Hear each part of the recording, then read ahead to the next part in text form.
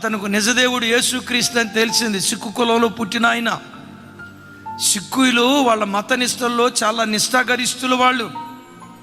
యేసుక్రీస్తు నిజదేవుడు అని తెలిసిన తర్వాత పరిశుద్ధ గ్రంథమైన బైబిల్ తీసుకొని తన ఇంటికి వచ్చాడు. ఇంగ్లాండ్ దేశం నుంచి తల్లిదండ్రులు అన్నారు, రేయ్ నువ్వు క్రైస్తవ కుక్కవే, బ్రిటిష్ వాళ్ళ ఎంగిలి మెతుకులకు అమ్ముడు పోయినటువంటి వాడివే, నేను సంపాదించిన ఆస్తి నీకు కావాలంటే క్రీస్తును వదిలిపెట్టు. క్రీస్తు కావాలనుకుంటావా? నేను సంపాదించిన వాటిలో నూలు పోగు కూడా నీకు ఇవ్వను. నీకు క్రీస్తు కావాలా? నేను ఇచ్చే ధనం కావాలా? ఆ యవనస్తుడు అన్నాడట, నానా నీవిచ్చే ధనం కంటే ఆ క్రీస్తే నాకు శ్రేష్టమైనటువంటి వాడు, యేసు క్రీస్తే నాకు కావాలని కట్టుబట్టలతో బైబిల్ తీసుకొని తన తండ్రి ఇంటి నుంచి బయటకు వచ్చాడు.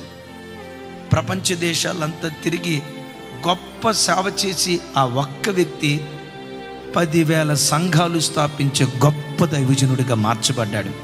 ఆయనే ద గ్రేట్ భగత్ అయ్యాడు. ఆయన చనిపోయినప్పుడు ప్రపంచ దేశాల నుంచి కొన్ని లక్షల మంది ప్రజలు వచ్చారు. అప్పుడు నారాయణగూడలో నేను ఉద్యోగం చేస్తూ ఉన్నాను.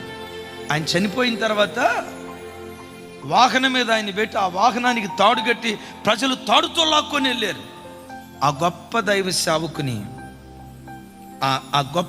సేవకుని లాక్కొని వెళ్ళే గుంపులో, ఆ త్రాడు లాక్కొని వెళ్ళే గుంపులో నేను కూడా తాడు పట్టుకొని లాక్కొని నారాయణగూడ సెమిటరీ వరకు వెళ్ళటానికి దేవుడు కృప చూపించాడు. దైవజన్మ, ఈ నిజదేవుని నువ్వు తెలుసుకున్నందుకు కొన్ని నిందలు వస్తాయి, కొన్ని అవమానాలు వస్తాయి. నీ కులస్తుల ద్వారా, నీ స్నేహితుల ద్వారా, ఈ నిజదేవుని ప్రత్యక్షత ఎరగని కొంతమంది మూర్ఖపు వ్యక్తుల ద్వారా నీకు కొన్ని నిందలు, అవమానాలు, తిరస్కారాలు వస్తాయి. క్రీస్తు కొరకు ఆ నిందలన్నీ భరించటానికి నిలవబడు. ఒక రోజు వస్తుంది, ఆ నిందలన్నిటినీ వందలుగా దేవుడు మారుస్తాడు.